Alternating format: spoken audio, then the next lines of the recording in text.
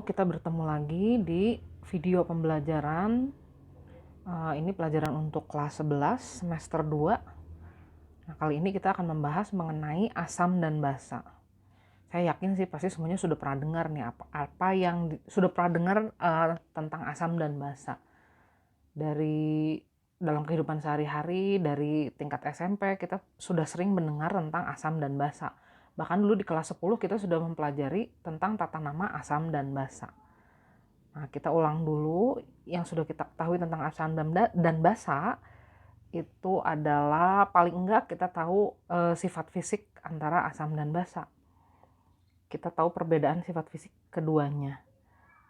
Nah, kalau kita amati secara fisik, atau ini sifat yang terlihat, biasanya yang kita sebut asam itu dia rasanya asam.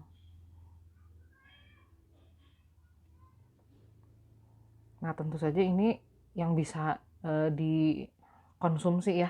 Misalnya sari buah atau asam cuka, atau bisa juga biasanya selain sari buah, sari tumbuhan. Nah, itu juga ada yang sifatnya atau rasanya asam. Nah, kalau asam itu biasanya rasanya asam. Nah, kalau senyawa yang bersifat basa itu biasanya rasanya pahit. Kalau yang pernah secara tidak sengaja nyobain air sabun, pasti rasanya pahit tuh, tahu tuh pasti. Itu karena air sabun itu sifatnya basa. Nah, kemudian biasanya senyawa asam itu biasanya bersifat mengkorosi logam. Atau larutan asam ini melarutkan logam. Itu kita sebut sifatnya korosif. Jadi dia merusak logam. Nah, kalau basa dia dikatakan bersifat kaustik. Kaustik itu seperti apa? Kaustik itu biasanya ini kalau kena permukaan tangan, dia akan menyebabkan permukaan tangannya menjadi licin, tapi kemudian menjadi teriritasi. Nah, ini mungkin biasanya terjadi pada tangan kalau kita uh, terlalu lama menggunakan deterjen, apalagi deterjennya yang keras gitu ya. Nah, biasanya tangannya nanti rasanya panas, licin, kemudian lama-lama teriritasi kulitnya. Nah, itu disebutnya sifat kaustik. Nah, berikutnya secara tidak langsung kita juga sudah mengamati pH dari asam. Masih ingat? Kalian selalu didoktrinasi bahwa pH asam itu kurang dari 7. Kalau larutan netral itu pH-nya 7. Kalau basa pH-nya lebih dari 7. Nah, kenapa angkanya 7? Nanti akan dijelaskan di video-video selanjutnya. Nah, kemudian kita juga biasa dulu menguji bedanya asam dan basa. Kita uji perbedaannya menggunakan indikator biasanya. Nah, salah satu indikator yang mungkin sudah pernah digunakan selama kalian belajar adalah kertas lakmus. Nah, kertas lakmus ini biasa kita gunakan untuk membedakan asam dan basa karena asam itu memerahkan kertas lakmus.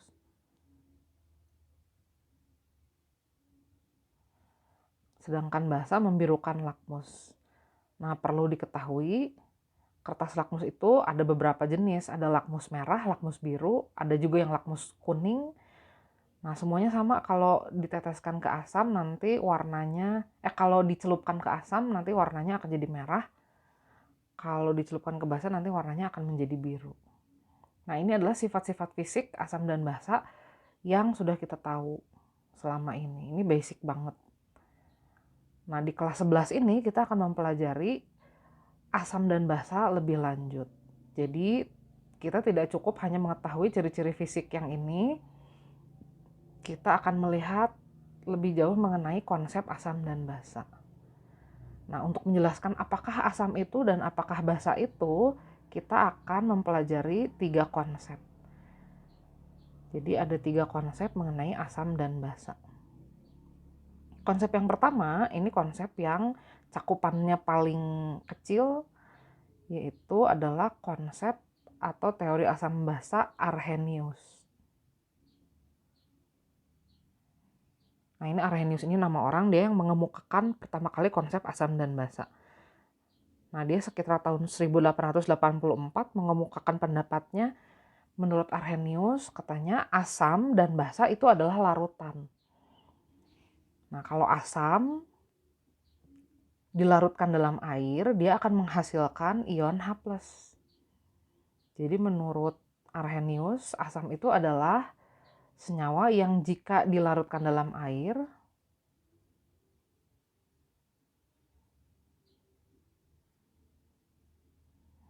akan menghasilkan ion H+.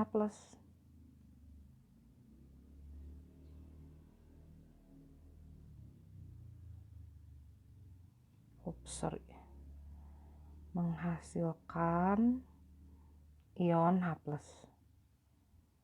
Nah, ingat konsep larutan. Larutan itu biasanya komponennya harus lebih dari satu. Nah, jadi maksudnya begini, kalau kita punya asam klorida, kita larutkan dalam air, jadi bentuknya aqueous begini. Nah, nanti dia akan menghasilkan ion H+. Oleh karena itu, HCl ini digolongkan sebagai senyawa asam. Nah, bagaimana dengan basa? Menurut Arrhenius, basa itu adalah senyawa yang jika dilarutkan dalam air,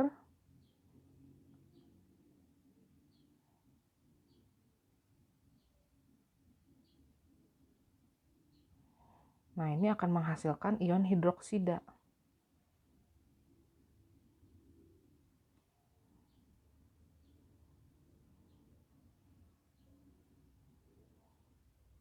Nah, sebagai contoh, kalau kita punya natrium hidroksida dilarutkan dalam air, jadi bentuknya aqueous.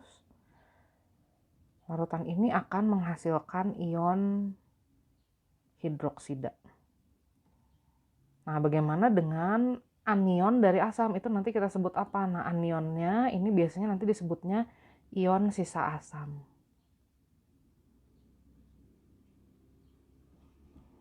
Nah, kalau pada basa, kationnya ini biasanya selalu ion logam sih, kecuali ion amonium ya.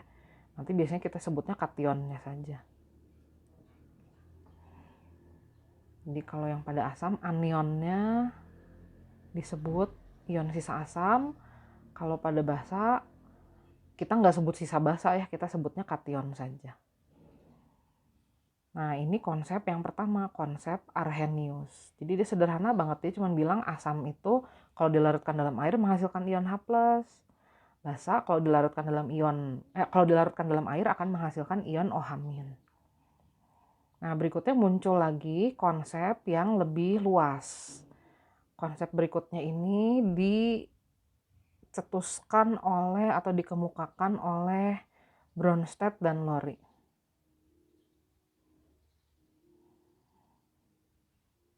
Nah, menurut konsep ini, asam itu didefinisikan sebagai donor proton. Jadi kita tidak hanya melihat sebagai ion H+ dan ion OH- di sini parameternya, tapi dari proton. Nah, kalau basa itu bertindak sebagai penerima atau akseptor proton. Nah, apakah proton itu perlu diketahui bahwa proton itu sebenarnya adalah bagian dari inti atom, kita kenal sebagai partikel subatom yang bermuatan positif. Nah, kalau dalam teori Bronsted-Lowry, dalam konsep Bronsted-Lowry, yang disebut proton itu adalah ion H+.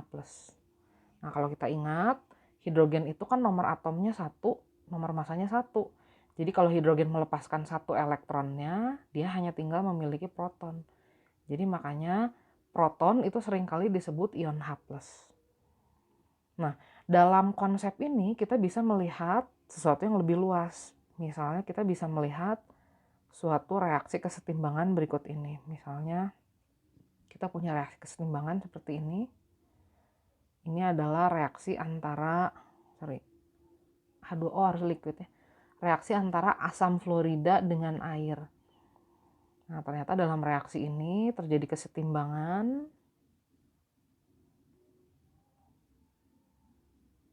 seperti ini.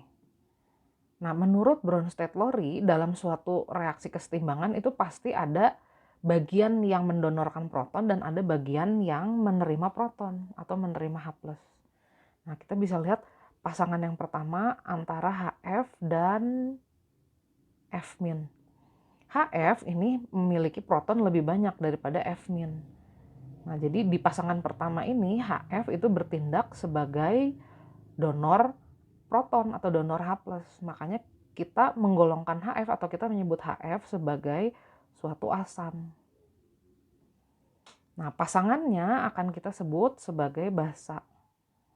Nah, ini biasanya diberi kata basa konjugasi karena dia hanya bersifat basa terhadap HF. Jadi berselisih satu ion H dengan HF. Nah, di sini kita kenal lagi istilah baru, ada istilah pasangan asam basa konjugasi. Pasangan ini adalah pasangan yang berselisih satu ion H+.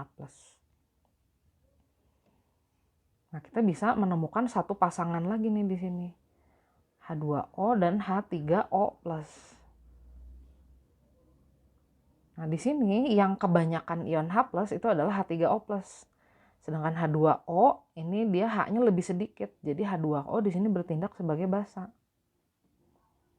Nah, pasangannya yang H+-nya lebih banyak, yang bisa mendonorkan H+, itu kita sebut asam konjugasi.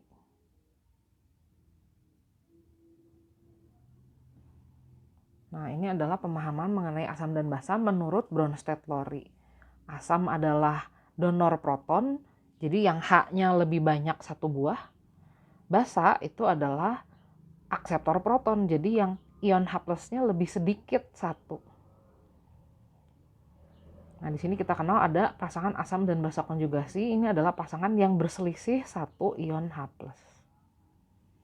Nah, kadang suka ditanya sih, ini pasangan asam basa konjugasi bukan ya? Misalnya kita punya asam asetat dan ion CH3COO-. Nah, kalau kita lihat di sini, ini berselisih satu ion H+ ya. Ini ada ion H+-nya, di sini nggak ada ion H+-nya. Nah, ini adalah pasangan asam basa konjugasi. Ini bertindak sebagai asam, ini basa konjugasinya. Nah, tapi apakah asam sulfida dan ion sulfida ini pasangan asam basa konjugasi?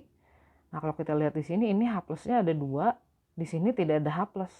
Jadi selisih ion H+-nya ada 2. Jadi kalau gitu ini tidak disebut pasangan asam basa konjugasi. Biasanya yang disebut pasangan asam basa konjugasi itu yang berselisih satu ion H+ aja. Nah, ini cuman bicara masalah definisi. Jadi kalau yang selisih H+-nya lebih dari 1, ini tidak disebut pasangan asam basa konjugasi. Nah, sebaliknya kalau kita lihat misalnya kita punya ion HSO4-, kemudian kita punya asam sulfat dan kita punya ion sulfat misalnya. Nah, HSO4 dan SO42- ini berselisih satu ion H+. Jadi dalam kasus yang pertama ini bertindak sebagai basa. Ion sulfat bertindak sebagai basa, ion hidrogen sulfat ini bertindak sebagai asam konjugasi. Ya ampun, ada back sound-nya, nggak apa-apa lah ya, biar nggak bosen. Nah, di sini juga kita melihat ada pasangan yang kedua, di mana di sini HSO4 H-nya lebih sedikit daripada H2SO4. Jadi dibandingkan terhadap asam sulfat, ion hidrogen sulfat ini bersifat basa. Sementara H2SO4-nya bertindak sebagai asam konjugasi. Nah, kalau kita lihat di sini, ion HSO4- ini bisa bertindak sebagai asam dan bertindak sebagai basa juga. Nah, kasus seperti ini nanti akan menyebabkan HSO4 disebut bersifat amfoter. Atau bisa bertindak sebagai asam dan bisa bertindak sebagai basa. Jadi tergantung pasangannya. Nah, ini asal katanya mirip dengan amfibi. Amfibi itu bisa hidup di laut, bisa hidup di air dan bisa hidup di darat. Jadi di sini ada istilah amfoter. Amfoter itu artinya bisa bertindak sebagai asam sekaligus bisa bertindak sebagai basa. Oke, itu konsep yang kedua, konsep Bronsted-Lowry. Asam adalah donor proton atau donor H+, basa adalah akseptor proton atau yang H+-nya lebih sedikit. Nah, di sini ada pasangan asam basa konjugasi, pasangan yang berselisih satu ion H+. Kemudian ada juga nanti kemungkinan suatu spesies atau suatu spesimen bisa bersifat sebagai asam dan basa sekaligus. Nah, itu kita sebut bersifat amfoter. Oke, kita akan bahas sekarang konsep yang ketiga. Konsep yang ketiga adalah konsep Lewis. Masih ingat Lewis? Lewis ini pencetus struktur Lewis. Dia yang membuat model elektron valensi dari suatu atom dalam berikatan kimia. Ingat struktur Lewis tuh. Nah, ternyata dia juga punya andil dalam penentuan konsep asam dan basa. Nah, Lewis ini melihat asam dan basa dari sudut pandang elektron. Kalau Bronsted-Lowry kan tadi lewat sudut pandang proton, kalau di sini lewat sudut pandang elektron. Nah, menurut Lewis, asam itu adalah akseptor elektron. Biasanya pasangan elektron sih ya, elektronnya sepasang. Pada beberapa kasus begitu. Nah, kalau basa itu dianggap sebagai donor elektron. Jadi agak berkebalikan ya dengan yang tadi. Kalau Bronsted-Lowry kan asam itu donor proton, di sini akseptor elektron. Kalau menurut Bronsted-Lowry, basa itu adalah akseptor proton, di sini basa itu adalah donor elektron. Jadi agak berkebalikan. Nah, contohnya kita akan melihat dalam pembentukan senyawa berikut ini. Misalkan kita punya senyawa NH3, kita sudah tahu bersama bahwa elektron valensi dari nitrogen itu jumlahnya ada 5. Jadi dalam NH3 ada 1 PeB. Nah, NH3 ini bisa bereaksi dengan boron triklorida. Nah, kalau boron triklorida, dia nggak sampai oktet nih. Jadi sebenarnya elektron di sekitar B-nya itu kurang sepasang. Nah, ternyata kedua senyawa ini bisa membentuk senyawa NH3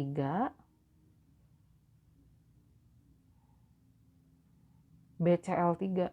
Nah, jadi dia bisa bergabung.